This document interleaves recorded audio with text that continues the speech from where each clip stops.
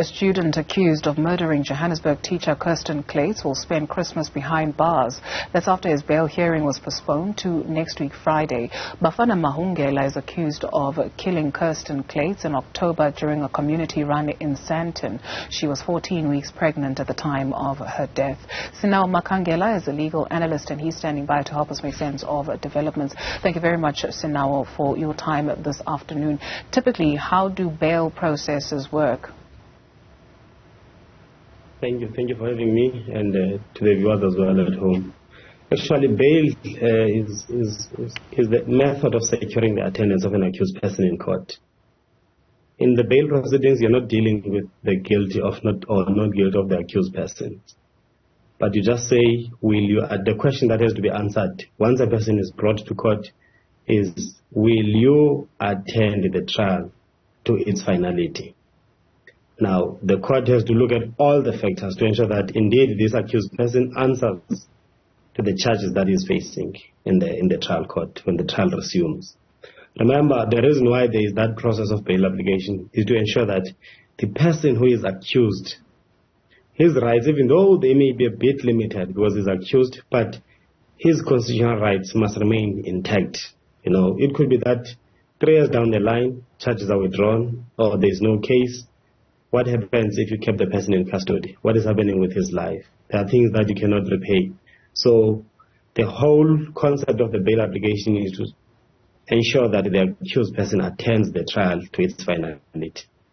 Is it unusual what we have seen so far, where you have the accused person going as far as detailing their version of events? Does it sound like a confession to you? What was that? Would we characterize what we have heard from the Johannesburg student as a confession? Well, what I could not pick up is the schedule of the offense. Whether is it Schedule 5 or Schedule 6. However, I beg your pardon, the state had said it's a Schedule 6 offense that he's facing. Well, okay then. Now, in terms of the bail legislation, that is Section 60 of the Criminal Procedure Act 51 of 1977, it says the onus is on the applicant, the onus is on the accused person to adduce evidence. It's on the student to give evidence to the court to show that indeed there are exceptional circumstances. There must be peculiar circumstances to him that would permit the interest of, that will be in the interest of justice for him to be released on bail. Now, if you do that, you also get closer to the strength of the state's case. Demonstrate. We don't only deal with those circumstances. You can also get closer to the case of the state to say, well, the case against me is very weak. And why do you say so? You demonstrate. To say, because what you're trying to do is to show the court that for you to keep me here, there is no reason. The charges are not sustainable against me. Why do you say so? And then you can bring the information. But you must know that the evidence you are giving today in the bail proceedings will be used against you in the trial court. What are peculiar or exceptional circumstances, more so when you're facing a Schedule 6 offense? So they are not defined as they differ according to persons to persons. You have your own circumstances that would say they are exceptional. If we keep you in custody until the trial is finalized, it would be prejudicial to you. You know, so they get to be defined. In most cases, you find that the health status of the person becomes an exceptional circumstance, more especially if he is kept in custody. The correctional facilities do not have the medication or whatever health needs that he would need if he is kept in jail. So the court is not punishing the person whilst his trial is pending. So that would be one of the exceptional circumstances. But remember, if you say exceptional circumstance, you are not saying it must be something out of the ordinary. As I say, they differ to persons. Remember, everyone is entitled to bail. But once it's a Schedule 5 offense, demonstrate the interest of justice. Schedule 6, interest of justice and exceptional circumstance. What is that you think is exceptional about you? And then you show the court. Let's revisit the moment when Bafana Mahungela was detailing his version of events in terms of what happened. We're going to take it bite by bite for your sake and the sake of our viewers as well, just so that we go through the sequence of events, and then we'll come to you and you'll help us understand how this will assist the court. Let's start with the beginning. Or the taxi fell asleep. Taxi couldn't drop you at Varsity College. Dropped you where it finishes. I'm going to show you these pictures and then we'll deal with that. But let me ask you this one before I deal with it. Now, on the 28th, when you are at the party, pajama party, do you have any intention to kill anyone? No. On the 28th of October, beg your pardon, do you, in your head, have an intention to kill a person or persons? No. At the time when you went to catch your taxi, do you have you formed an intention to kill anyone? No.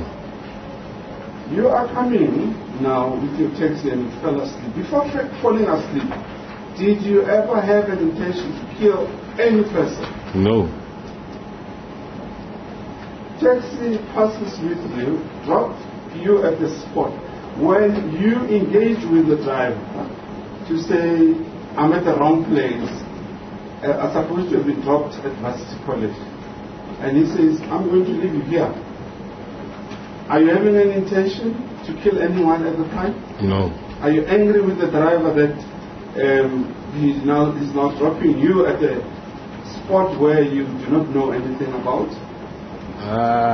Not really. It happens in taxis. Not really. It always happens that like a driver doesn't want to take you back. So. And you didn't fight him? Nah. You just simply left it at that. Yeah. Still no intention to kill anyone. Mr. Makangela, Bafana Mahungela alleges that on the 28th he attended a pajama party. On the 29th, when Kirsten Kluyts was murdered, he was in a taxi, he fell asleep, he got off at the wrong place and had to walk all the way back. From this that we have heard for now, how helpful is it to the court? Now, what you can deduce from this is trying to demonstrate that the state will fail to prove one of the elements of the offense, which is an intention. Because if he is charged with murder, there must be an intention, and the state must prove that. You don't just throw it in the air. Demonstrate it with evidence that the accused person formulated an intention to go and kill the deceased person. So with this evidence, it's one of those legs to say the state's case cannot stand scrutiny, because at no stage have I had an intention, have I formulated an intention to commit murder. So with that, they want to say the state's case is weak. Therefore, that's an exceptional circumstance as well. Okay, let's take a look, listen at this moment. Sir, what was the first thing that you did? I first moved it with my leg. Yes. Yeah. What was the second thing that you did? The second thing is that taking off the blankets or whatever that is. The third? The third thing was me now, like I first did this, like to shake them, and they got no response. Yeah. That's when I turned them over, and then I checked the pulse and stuff. And that was the moment that the state was cross-examining him as he was giving the evidence of what he did upon noticing that there was something to satisfy his curiosity. How helpful was that moment to the courts? Well, I think it's not far-fetched, because obviously he does not place himself out of the scene. He accepts. This is what is called an admission. He admits to having been there, to having had that interaction with the deceased body, having done what he did. So he does not say, I never saw that deceased person at all. Still, it does not take, just this part, it does not take the case anywhere where he admits himself. Okay, let's take a look, listen, and revisit this moment. What was the first thing that you took off from the deceased body? The shirt. The shirt. Yeah.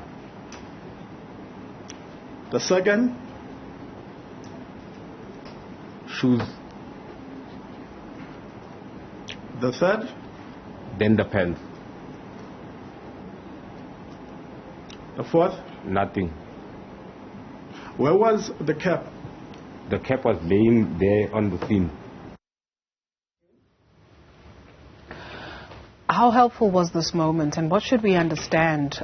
Because at one point the state was talking about defeating the ends of justice in terms of the student taking off the clothes from the deceased. That one may stick to the accused person. That case may stick, because if they pursue it, definitely when he took off those items, there is nothing else that the state can say he was doing, save to say he was hiding. He was defeating the ends of justice. Let's revisit this moment. The state will put to you that the reason for that, it was due to the fact that your T-shirt had blood.